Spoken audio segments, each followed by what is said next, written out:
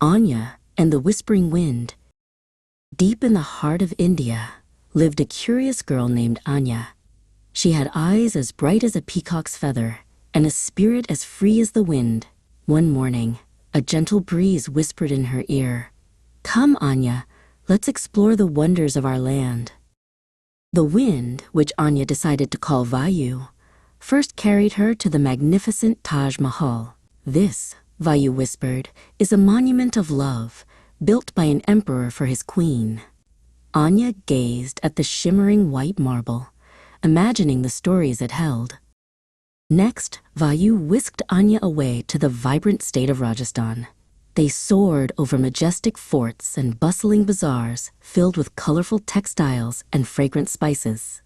"This is a land of kings and queens," Vayu hummed, "where every grain of sand has a story to tell."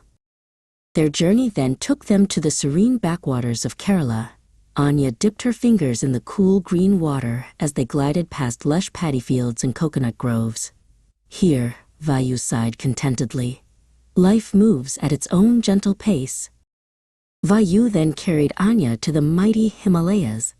They watched the sun rise over snow-capped peaks, painting the sky in hues of orange and pink. "These mountains," Vayu explained, "are the guardians of our land, watching over us for centuries." From the mountains, they traveled to the dense forests of the Sundarbans.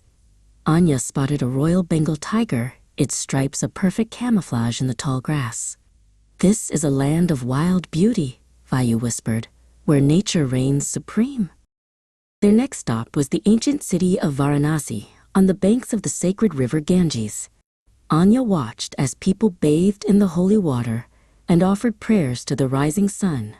"This," Vayu said softly, "is a place of faith and devotion." Vayu then took Anya to the rock-cut caves of Ajanta and Ellora.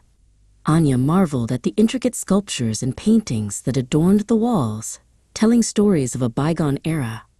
"These caves," Vayu explained, "are a testament to the skill and artistry of our ancestors."